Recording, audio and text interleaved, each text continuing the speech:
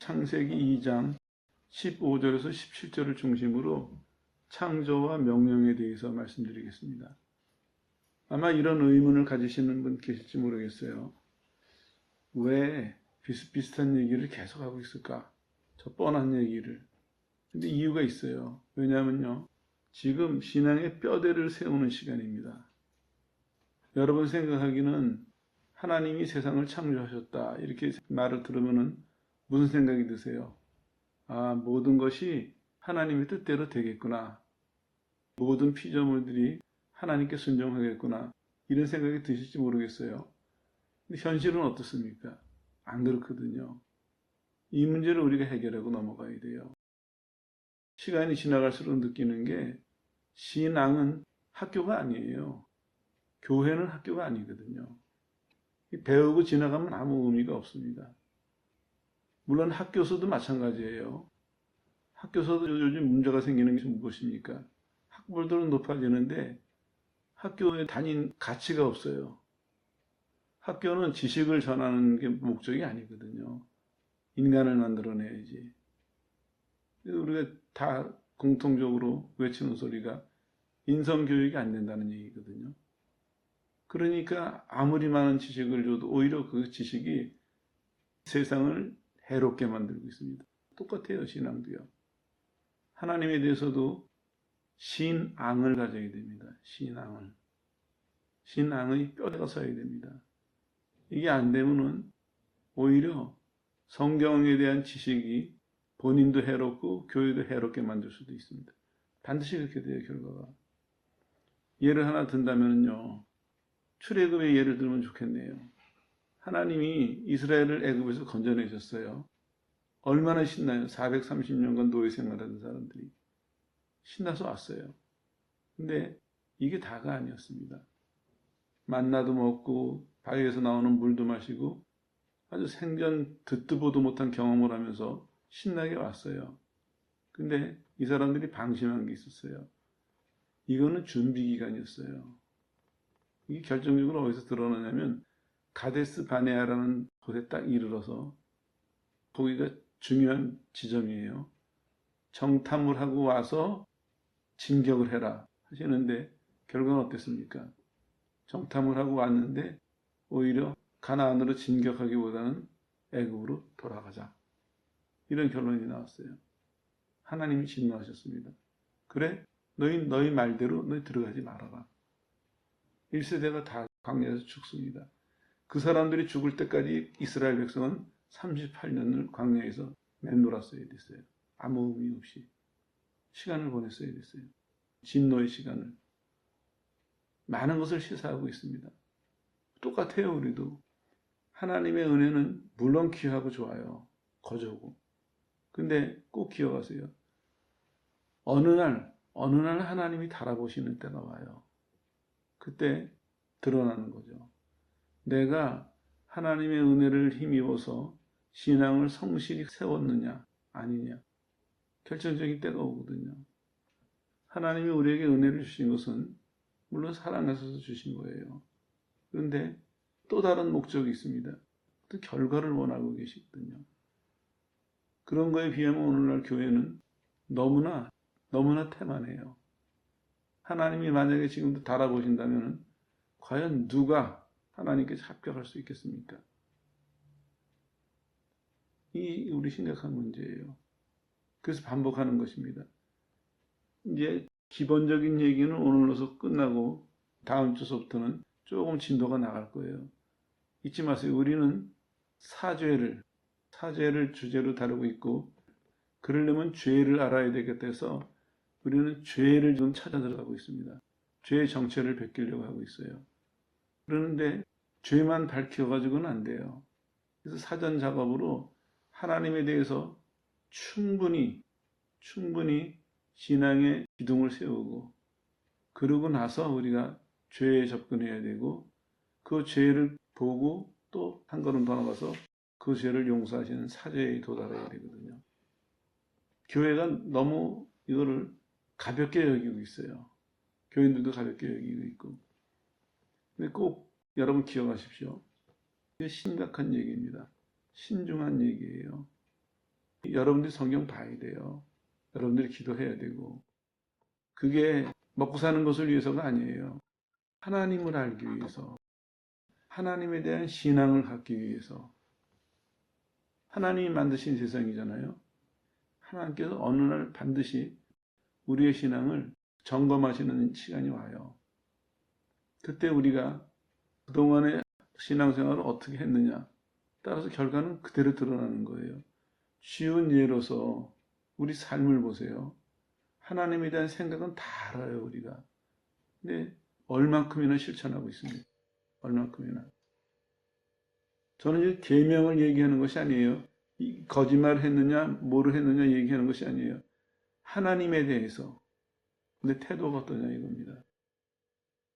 하나님이 정말 창조주라고 믿는다면, 하나님이 심판주라고 믿는다면 하나님의 말씀에 대한 우리의 태도가 어떻습니까? 신중해야 되거든요. 근데 하나님을 두려워하는 사람이 없어요. 하나님이 말씀하셨다고 해도 별로 중하게 여기질 않아요. 더군다나 본인이 하나님의 음성을 들었다고 하면서도 그 말조차도 안 지켜요. 이 얼마나 무서운 현상인 줄 아세요? 자기 입으로는 얘기해요. 하나님이 나한테 이렇게 말씀하셨어. 약속하시기도 하고 명령하시기도 하고 축복하시기도 하고 경고하시기도 하고 하나님이 말씀하셔서 입으로 그렇게 말을 해요. 근데 행동은 안 해요. 이 모순을 보고 계십니까? 이 모순을 느끼세요 스스로? 전 두려워요. 우리가 이 일을 어떻게 이걸 해결할까? 하나님 앞에서. 이 심각한 문제예요. 살아계시다고 믿는다면 심판도 반드시 있는 거거든요. 그렇다면 심판을 믿는다면 아무런 대비도 안 해요. 오히려 심판을 모르는 사람보다도 더 함부로 살아요. 하나님 앞에서. 도대체 이게 어떻게 된 건지 모르겠어요. 도대체 이걸 어떻게 해결해야 될지 모르겠어요. 심각한 문제입니다. 그래서 기초를 또 다지고 또 다지는 거예요. 성경 보세요, 혼자. 그리고 기도하세요. 많은 지식이 필요한 것이 아닙니다. 하나님에 대한 올바른 태도가 필요합니다. 올바른 이해가. 올바른 이해는 올바른 태도로 이어질 것이고 올바른 태도는 올바른 삶으로 나타날 것입니다. 군인 가면요, 훈련소에서 맨 첫 시간에 그런 얘기를 해요. 군인은 명령에 따르는 것이 멋있다. 그리고 이제 주로 훈련소 교관들이 하는 예가 애인이 면회를 와서 막 만나러 뛰어나가다가도 돌아서서 와 하면은 돌아서서 오는 것이 군인이다. 이게 군인의 멋이다. 이게 가르치거든요. 근데 우리는 그 군인들이 명령시키는 것만도 더 못해요. 하나님 말씀에 대해서, 하나님에 대해서. 심각한 얘기입니다. 하나님에 대해서 믿음이 있다면은, 그러면은 세상이 어떻게 해도, 내 목숨이 어떻게 돼도 그 하나님에 대한 내 신앙을 지켜야 되거든요. 그 태도가 유지가 돼야 돼요. 우리는 사소한 거에도 금방 다 엎어버려요. 그리고 더 두려운 거는 아무런 생각이 없어요. 거기에 대해서. 거기에 대해서 우리 어떻게 생각하냐면요. 그러니까 이랬지. 저러니까 이랬지. 우리의 정당성을 주장을 하고 있어요. 하나님이 주인이시라면, 하나님이 중심이라면, 하나님이 기준이면 내가 잘못한 것을 인정해야 되잖아요. 근데 우리 거기서 우리 정당성을 주장하고 있어요. 이게 기초 놓는데 이제 마지막 시간입니다. 다음 주서부터는 실제로 우리가 이 모습을 볼 거예요. 이제 인간이 죄를 어떻게 짓나. 기초를 잘 놔야 됩니다. 하나님에 대한 이해. 그거는 얼마큼 알아야 된다. 이게 아니에요. 각자가 하나님에 대한 신앙이 있어야 돼요. 그리고 그 신앙은 내 인격과 내 삶에서 그대로 지켜져야 됩니다. 그게 정말 하나님을 아는 사람이에요. 그렇지 않고는 하나님에 대해서 다 들어본 거예요. 예수님 시대도 그랬잖아요. 예수님이 전도하고 다니시고 기적을 행하실 때 보고 들은 사람들은 참 많아요. 소문을 들은 사람들까지 포함하면. 근데 믿은 사람은 얼마나 될까요? 별로 없었어요. 우린 이걸 주의해야 됩니다. 오늘날도 예수님에 대해서 보고 들은 사람은 수없이 많아요. 근데 문제는 예수님을 믿고 따르는 사람이 몇이나 될까? 관심은 여기에 가야 되거든요. 여기에. 하나님은 그걸 보고 계세요. 우리 마음대로 믿는 게 아니에요. 좀 전에 말씀드렸죠. 하나님이 창조하셨다 하면은 여러분들은 이론으로는 그렇게 생각할 거예요. 그럼 하나님 뜻대로 해야지. 모든 것이 하나님께 무조건 순종해야지. 이론은 그래요. 근데 현실은 안 그러거든요. 오늘 이제 하나님께서도 말씀하시기를 창조하신 다음에 명령을 내리세요. 선악을 알게 하는 나무 실과는 먹지 말아라. 그러면 답은 뭡니까? 당연히 안 먹어야 되거든요. 절대 안 먹어야 돼요. 우리가 아는 것처럼 어땠습니까? 먹었어요. 이 실수가, 이것이 아담과 하와의 문제만이 아니라 오늘 우리에게도 수없이 반복되고 있습니다. 수없이. 근데 무서운 것은 교인들은 이 문제를 심각하게 여기질 않아요. 그리고 오히려 교회는 세상 사람들하고 힘을 합해가지고 반발을 해요. 아니, 왜 선악과를 만드셨어? 하나님이 다 아신다면서 먹을 줄 모르셨나? 그걸 왜 만드셨어? 그리고 왜 우리한테 그 죄라고 책임을 물으셔? 이런 태도거든요. 근데 여기서부터 이제 생각을 해보세요. 이건 잘못된 생각이에요. 왜냐하면 사람들은 결과만 보고 지금 따지는 거예요. 아담이 범죄했거든요. 심판을 받아서 이제 벌을 받아야 되죠. 벌어진 일만 생각해 보니까 나쁜 거거든요. 불리한 결과예요. 그걸 왜 만드셨어요? 이렇게 나오는 거예요. 근데 이게 인간 편에서 생각하는 거거든요. 처음으로 돌아가 보세요. 하나님이 명령하셨는데 성경은 선악과를 먹지 말라는 명령하셨다는 거 얘기 전에 뭐가 나와요? 보시기에 좋았더라. 사랑으로 만드셨더라. 이 성경은 이 말이 먼저 나오거든요. 이거를 제대로 들은 사람이라면은 먹지 말라는 명령은 요만해져요. 보시기에 좋았더라. 하나님이 세상을 사랑으로 창조하셨다는 얘기는 이만하게 보이고 먹지 말라는 얘기는 요만하게 보이거든요. 그러면 먹지 말라는 얘기가 쉬워 보여요, 지키기가. 근데 아무 생각이 없었어요. 보시기에 좋았더라부터 아무 생각이 없었어요. 내 편에서만 생각하는 거예요. 내 편에서만 바라보고. 그러니까 하나님이 사랑하신다 그래도 그런가 보다. 벌 주신다 그래도 그런가 보다. 아무 상관이 없어요. 자기식으로 사는 거예요, 그냥요. 하나님의 명령은요, 성경은 이렇게 말씀하고 있어요. 힘든 것도 아니고, 못 지킬 것도 아니고, 시험에 들 것은 더더욱 아니다. 이렇게 말씀하고 있어요. 이걸 먼저 생각해야 돼요. 다시 정리를 해보세요. 우리는 그동안에 선악과 하면은 아담과 하와가 먹어서 벌 받았다. 결과를 우리는 자꾸 생각하거든요. 근데 결과 전에 그 앞을 생각해 보세요. 하나님이 선악과를 주실 때 실패하라고 주셨나요? 아니에요. 그게 아니거든요. 얘기의 시작은 그게 아니에요. 근데 사람들은 자기가 불리하니까, 자기가 힘드니까 자꾸 결과를 가지고 하나님에게 항의를 해요. 결과를 가지고 변명하고 핑계를 해요. 이러니까 이걸 못 고치는 겁니다. 신앙은 하나님으로부터 시작이 돼야 됩니다. 근데 우리는 신앙을 나로부터 자꾸 봐요. 모든 건 여기서 이제 하나 매듭을 짓고 넘어가죠. 왜 하나님께서 예수 믿으면 새로운 피조물이다 하셨겠어요? 법적인 얘기가 아니에요. 신학적인 얘기가 아니라고요. 나로부터 보던 사람이 하나님으로부터 보는 사람으로 돌아서는 거예요, 완전히요.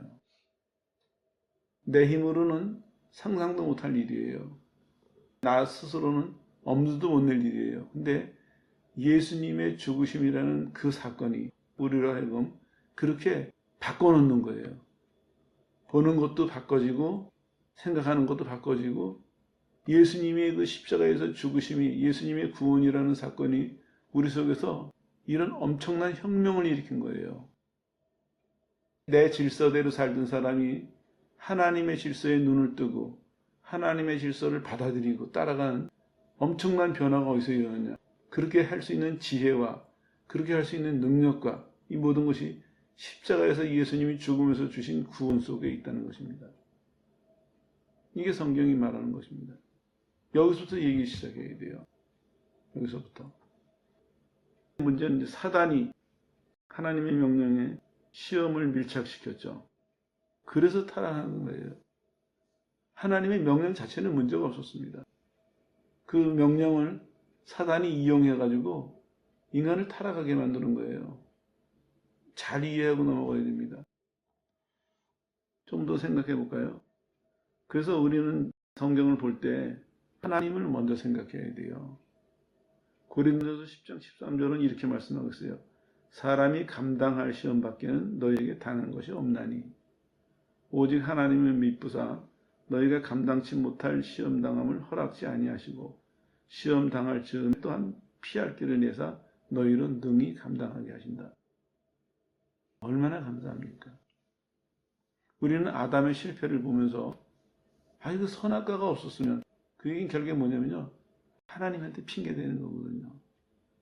선악과도 하나님 만드셨으니까. 차라리 안 만드셨으면 핑계를 대는데 성경은 뭐라고 얘기하고 있어요? 하나님은 그런 분 아니다. 아담에게 오늘 먹지 말아라 하신 것은 사람 편에서 보면은 왜 기껏 만들어 놓으시고 못 먹게 해가지고 시험 들게 하시나? 그리고 왜 벌을 주시나? 이렇게 생각하지만 하나님 그런 분 아니라는 거예요. 오히려 우리가 시험을 당할 때 그건 뭐냐면요. 내가 시험에 빠져든다는 얘기예요. 그때 하나님은 어떻게 하세요? 감당할 만한 것만 주세요. 그리고 더 놀라운 것은 피할 길을 하나 더 주세요. 하나님의 뜻은 뭘까요? 충분히 감당하도록, 충분히 이기도록 우리가 충분히 이길 수 있는 그만큼만 허락하시고 그러면서도 거기서 또 피할 길도 하나 더 주시고 하나님은 어떠한 시험이든지 간에 완벽하게 이길 수 있도록 그렇게 우리를 인도하시는 분이거든요. 여기서도 마찬가지죠. 선악과를 먹지 말라고 하셨는데 이 성경 구절을 보면 무슨 뜻이 있습니까? 안 먹을 수 있도록 충분히 하셨고 또 먹으라고 누가 유혹했을 때 안 먹을 수 있는 피할 길을 충분히 주셨다. 이런 얘기가 되거든요. 이따 한 번 더 말씀드릴게요. 좀 더 이제 구체적으로 생각해 보죠. 선악과는요. 명령 자체가 문제가 있는 것이 아니라 하나님의 명령에 대한 인간의 반응이 문제였습니다. 인간 책임이에요. 하나님 책임이 아니라고요. 오히려 우리가 따지고 보면요. 하나님은 선악과를 통해서 더 좋은 걸 주시려고 하셨거든요. 축복의 기회였어요. 근데 우리는 아담의 실패를 보면서 이걸 자꾸 저주로 생각을 하는 거예요. 이제 이해가 가시죠? 우리 신앙생활을 대부분 이렇게 하고 있습니다. 하나님이 우리에게 주시는 것은 때로는 우리 힘에 버거운 일 같아 보여도 실은 축복입니다. 다시 말씀드리면 하나님으로부터 오는 모든 것은 선한 것이고 이건 축복입니다. 축복의 기회예요. 근데 우리가 하나님을 선한 분이라고 믿느냐 안 믿느냐 여기에 따라서 달라지는 거예요. 하나님을 정말 선한 분이라고 믿는다면 어떠한 기회가 오더라도 우리는 이거를 즐겁게 받아들일 거예요. 결국 문제는 어디냐면 하나님을 잘못 알고 있는 거예요. 우리가. 그러니까 실제로 살면서요. 때로는 우리가 실망하기도 하고 의심하기도 하고 두려워하기도 하고 원망하기도 하고 불평하기도 하고 하잖아요. 근데 만약에 하나님이 세상을 창조하시고 그 창조하신 섭리, 그 창조하신 질서에 따라 내가 산다. 이거 분명히 믿는다면 내게 다가오는 모든 일은 감사가 되겠죠. 주일 저녁에 그 설교를 하려고 그래요. 설교를 뭘 할까요? 했더니 하나님이 너 왜 즐거워하라고 하지 않냐. 그 말씀을 드리려고 그래요. 하나님이 세상을 만드셨다는 얘기는요. 우리가 이 세상에 사는 동안에 즐거워할 수 있는 확실한 증거예요. 그리고 그거는 이 세상뿐만 아니라 천국에 가서도 영원 무토록 즐거워할 그런 증거예요. 근데 미리 말씀드리면요. 즐거워하라는 얘기를 찾아봤더니 기뻐 날뛰어라 하는 얘기예요. 기뻐 날뛰어라. 저 그 얘기 보고 되게 많이 했어요. 지난 며칠간. 우리가 하나님의 은혜에 감사하다고 하면서 기뻐 날뛴 적이 있나? 없더라고요. 구원의 은혜의 눈을 뜨게 해주셔도 그죠?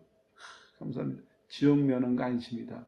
그 정도서 그치고 하나님의 자녀로 삼으셨다 해도 그 정도서 그치고 찾아봤어요. 성경을 대략.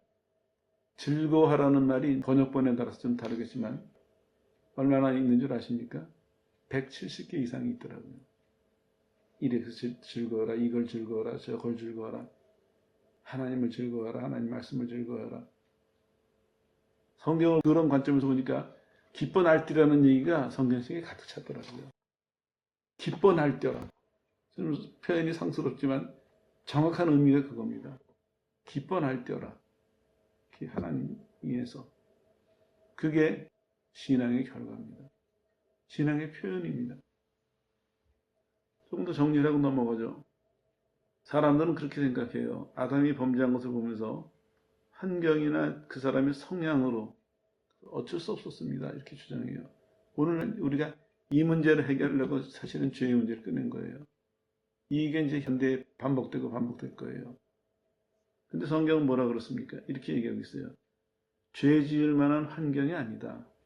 오히려 성경은 죄를 경고하고 있다. 보세요.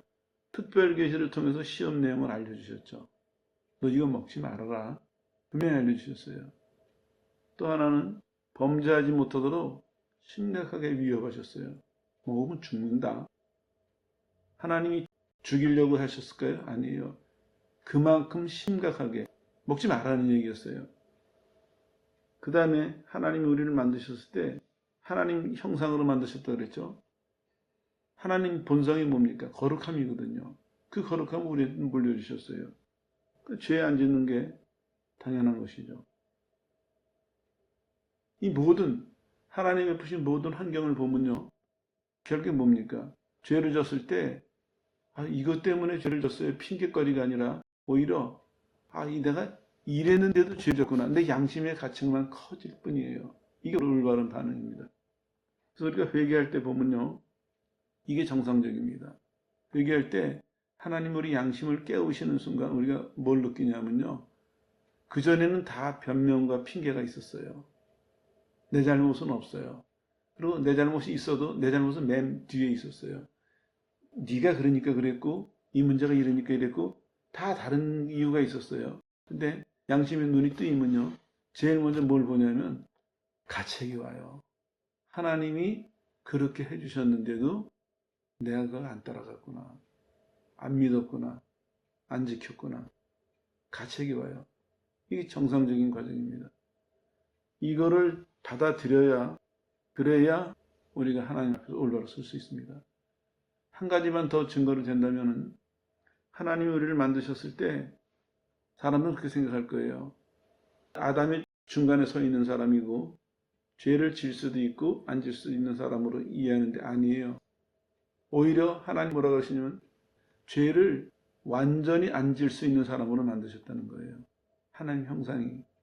그리고 확실한 증거가 뭐냐면 아담이 망가졌잖아요. 죄 짓고 나서. 그런데도 망가지고 난 요만큼밖에 안 남은 그것 때문이라도 계속해서 죄에 대한 가책을 느끼고 죄에 대한 두려움을 느낀다는 것이 증거라는 거예요.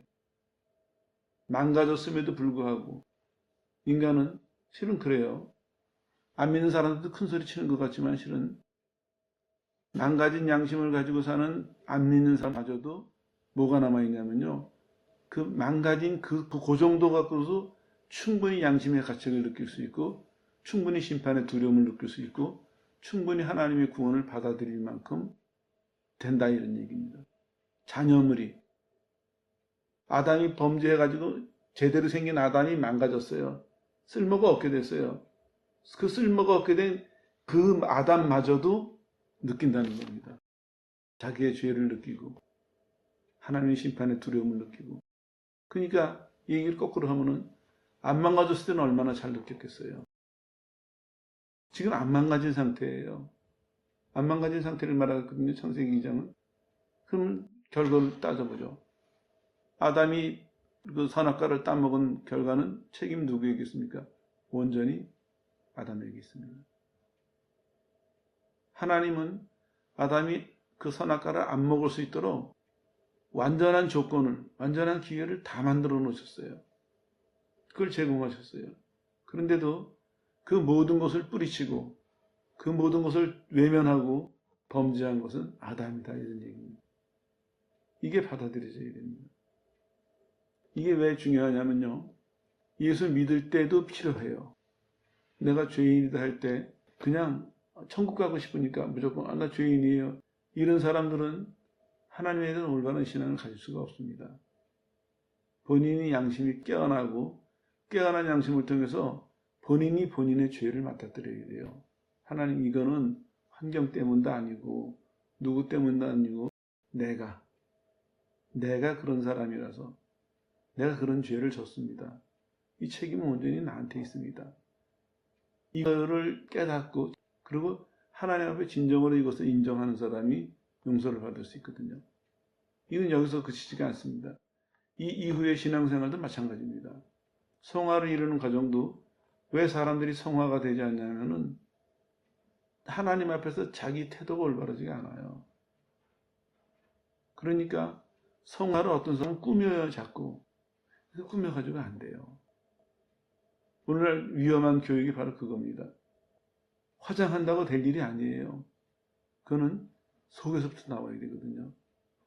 예수님이 주신 그 새 것이 속에서부터 쌓여야 이게 드러나는 거거든요. 그러면 새 거를 쌓으려고 생각을 해야 돼요. 새 거를 받아들이려고 노력해야 되는데 오늘 우리는 그거를 안 하고 자꾸 새 것으로 이렇게 덧칠을 해요. 절대로 여러분 그거 속으면 안 됩니다. 여러분 스스로도 속아서도 안 되고 교회도 절대로 그러면 안 돼요. 솔직해지자고요. 이제 이게 솔직해지는 정도가 아니라 이 살자고요. 이대로 가면 다 죽습니다. 하나님은 살아계시고 하나님은 말씀하셨기 때문에, 하나님은 십자가에서 구원의 길을 여셨기 때문에 반드시 마지막 날 우리의 신앙과 우리의 성화에 대해서 이 두 가지 면을 반드시 판단하실 겁니다. 이거는 아무도 거역할 수 없고 아무도 피할 수 없는 길입니다. 이 길에서 하나님 앞에 옳다함을 얻고 칭찬을 들을 사람이 누구냐? 하나님이 원하시는 그대로 가는 사람입니다. 그 외에는 다른 길이 없습니다. 이건 누가 해줄 수 있는 일도 아니고 누가 하라고 시킬 일도 아니에요. 각자가 하나님이 살아계시는 것을 눈뜨는 순간서부터 그걸 이해해야 돼요. 내가 그 하나님 앞에서 언젠가 계산할 날이 있다. 그러면 각자 준비해야죠. 저 사람 논다고 같이 놀면 되겠어요? 그건 어리석은 사람입니다. 내가 눈을 뜨는 순간서부터는 하나님과 나 사이에서, 이건 누가 권해서도 아니고 누가 뭐라 그래서도 아니고 내 스스로가 하나님과 나 사이에서 이건 시작해야 될 일입니다. 왜냐하면 내가 하나님 앞에 설 거기 때문에. 각자가 하나님 앞에 설 것입니다. 그래서 각자가 노력해야 돼요. 노력하면서 서로 돕는 거는 괜찮습니다. 그렇지만 중요한 거는 각자가 노력해야 돼요. 각자의 몫을 각자가 해야 된다고요. 그래서 하나님이 각자에게 구원을 주시고 각자에게 은혜를 주시고 각자에게 성령의 은혜를 주시는 거예요. 각자가 그 길을 따라오라고. 근데 우리는 이거를 자꾸 남한테 미루고 있어요. 교회가 잘 가르쳐 주겠지. 아니에요. 그런 사람들은 나중에 다 후회할 거예요. 내가 왜 그렇게 살았나. 꼭 기억하세요. 교회가 해줄 수 없어요. 교회는 같이 하는 사람들이 모여서 서로 돕는 것이지 교회가 누굴 대신해 줄 수 없습니다. 그 속으면 안 돼요. 또 대신해 줄 수 있다고 그런 말 했어도 안 돼요. 그건 거짓말이니까. 아무도, 하나님과 나 사이에는, 예수님 외에는 아무도 설 수가 없습니다. 하나님과 나예요. 그 삶이 나중에 하나님 앞에서 평가를 받는 거거든요. 그리고 결과를 받는 것이고 아무도 그 껴넣어서는 안 됐습니다. 어떤 사람이 껴서도 안 되고 어떤 사상이 껴도 안 되고 어떤 논리가 껴서도 안 되고 하나님과 나 사이에 아무것도 없어야 돼요. 더덕더덕한 걸 버리세요. 그냥 하나님 앞에 그냥 서야 됩니다. 그냥 서고 그 하나님을 목표로 했을 때 우리는 하나님의 인도하심을 받을 수 있고 그 인도하심을 받을 때 하나님의 명령을 지킬 수가 있습니다. 하나님이 오늘 아담에게 주신 명령을 통해서 우리에게 말씀하고 있습니다. 너희가 나에 대해서 어떻게 받아들였느냐, 그것이 이 이후에 내가 너희들에게 하는 모든 말에 대한 너희들의 행동을 좌우한다. 상상을 한번 해보세요. 하나님이 아담에게 지금 말씀하고 계세요. 그러면 하나님은 어떤 분이세요? 세상을 만드신 분이잖아요. 그 만드신 하나님이 나랑 대화를 할 때 듣는 사람의 입장에서는 뭘 하겠습니까? 듣는 내용도 중요하지만 더 중요한 거는 하나님이 나한테 풍기시는 그거를 이해하세요? 나는 좀 의문인 게 하나님 만났다는 사람들 많은데 이게 의문이에요. 하나님 만나는 것은요, 내가 본 게 중요하지 않아요. 내가 본 내용이나 내가 봤다는 사실이 중요한 것이 아니라 하나님이 나를 만나 주실 때 나한테 어떤 걸 느끼게 하신다예요. 성경을 보세요. 하나님을 만난 사람들이 어땠습니까? 다 쓰러졌어요. 서 있을 수가 없어요. 하나님이 뭐라고 안 그러시는데, 사랑해서 찾아오시는데 우리는 하나님이 그 엄유하심 때문에, 사랑도 넘치시지만 하나님이 그 엄유하심 때문에 우리가 너무 부족한 존재라 서 있을 수가 없어서 다 쓰러지는 거거든요. 쓰러진다는 의미가 뭡니까? 온 마음을 다해서 굴복하는 것입니다. 하나님이 내 주인이십니다. 내 주여. 하나님 날 지으셨고 하나님 날 구원하시고 하나님 날 심판하실 겁니다. 하나님을 만난 사람은요, 내가 봤다는 사실이나 내가 어떤 것을 들었다는 내용보다도 먼저 그 하나님이 나한테 자신을 드러내실 때 동시에 주신 하나님으로부터는 하나님을 이해하고 하나님을 인식하게 되는 이 은혜. 제가 오늘 새벽에 꿈을 꿨어요. 꿈을 꿨는데 무슨 내용이냐면 악한 놈이라 그래야 되겠죠. 악한 놈이 나랑 누구를 쫓아와요. 둘이 도망을 갔어요. 도망을 가다가 이제 피할 수 없는 길에 놓였어요. 꼼짝없이 잡혀 끌려가서 이제 해를 당하게 됐어요. 끌려가는데 갑자기 우리 앞에서 형체는 안 보이는데 뭔가 엄청난 힘이, 엄청난 것이 다가오는 거예요, 우리에게. 나는 이제 구경하는 거예요. 근데 그렇게 우리한테 포악하게 굴고 강해 보였던 그 악한 자가 대항을 못하는 거예요. 그렇지만 그 입으로, 물건이긴 한데 형체는 확실히 설명하기가 어려워요. 그 입으로 들어가서 뭐를 딱 끊어놓는데 놀라운 것은 그 악했던 자가, 그 포악했던 자가 저항을 못하더라고요. 꼼짝 못하고 그냥 당하더라고요. 그 악한 것을 하나님이라고 이해하는데요. 그 악한 것을 딱 끊어놓으시니까 그동안에 우리를 괴롭히고 우리를 핍박하고 했던 그런 것들이 싹 없어지는 거예요. 금방 편안하고 자유롭고 우리가 언제 불편했었나? 딱 그 생각이 드는 거예요. 그래서 깨가지고 새벽녘에 한참을 앉아있다가 잤어요. 왜 그러냐면 맞다. 하나님이 자신을 드러내실 때 하나님의 어미하심이라고 우리는 설명할 수밖에 없는데요. 풍기시는 그 느낌이 있어요. 이거는 흉내 못 내는 거거든요. 하나님이 말씀하시는 내용도 엄중하지만 그 풍기시는 그 느낌이 우리를 완전히 압도해요.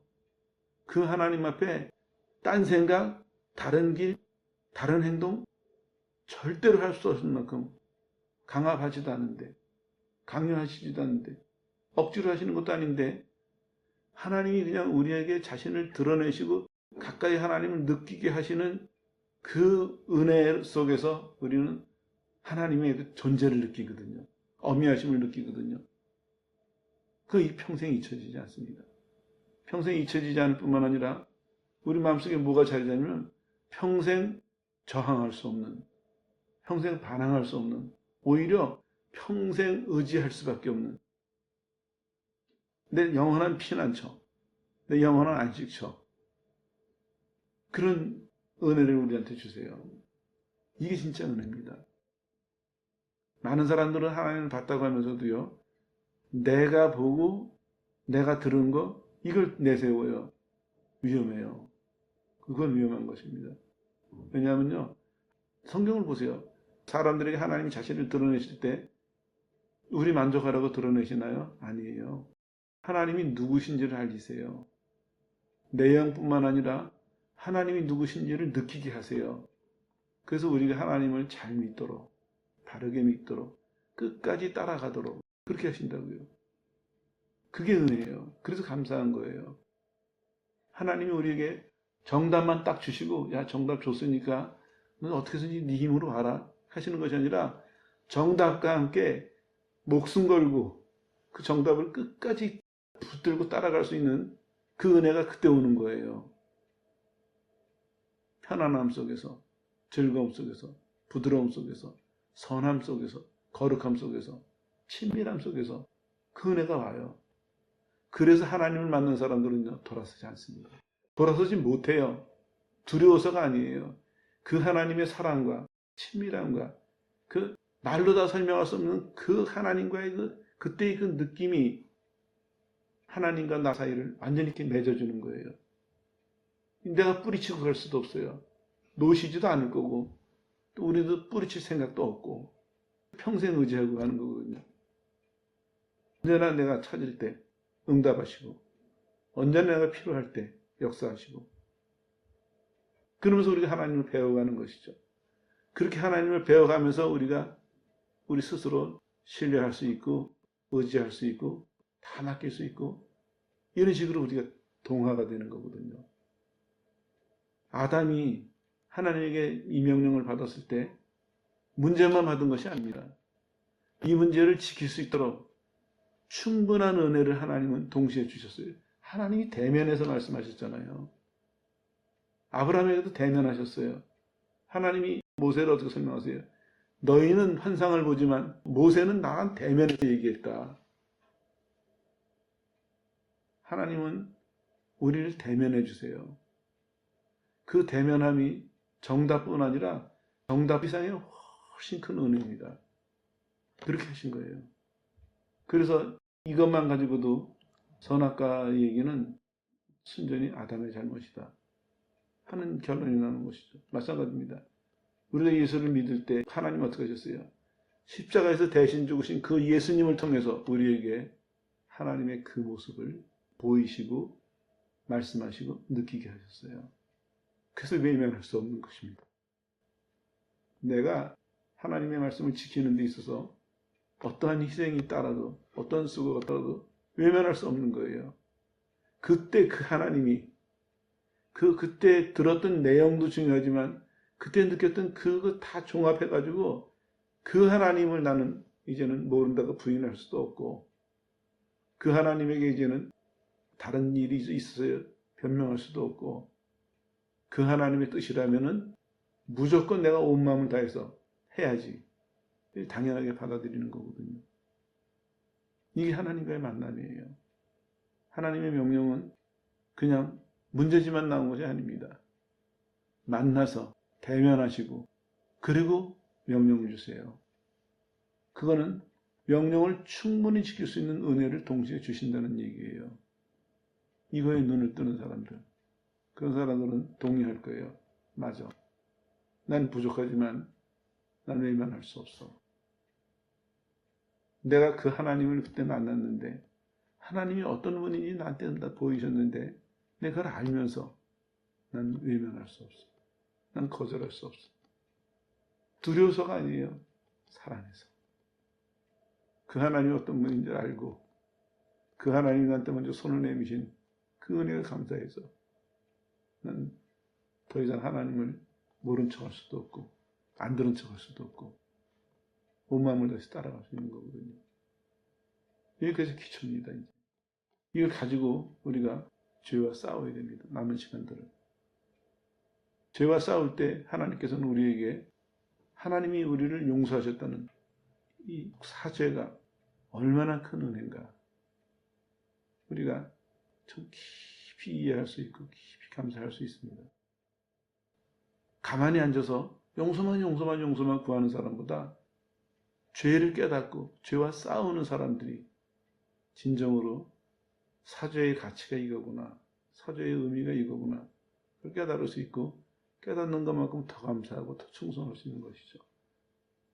이 결론이 나왔어요. 죄를 파헤치는 이유는 기뻐 날뛰려고 지금 파헤치고 있습니다. 여러분 모두가 이제 기대하십시오.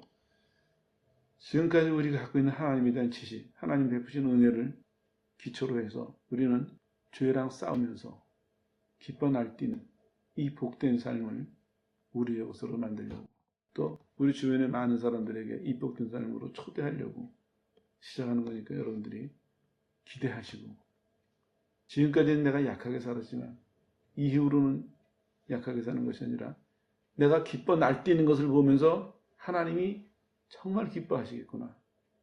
그래, 내가 널 구원하길 잘했다. 내 구원에 네가 합당한 사람이다. 하나님이 기뻐하시는 그 모습을 상상하면서 여러분이 힘차게 같이 걸어 나가시기 바랍니다. 정리하겠습니다. 명령은 지킬 수 있도록 주신 명령입니다. 절대 불가능한 명령이 아닙니다. 오늘 이 시간을 계기로 여러분들이 하나님의 모든 명령과 약속과 하나님 모든 말씀을 믿음으로 받아들일 수 있고 순종으로 이루는 복된 성도들 되시기를 예수의 이름으로 축원합니다.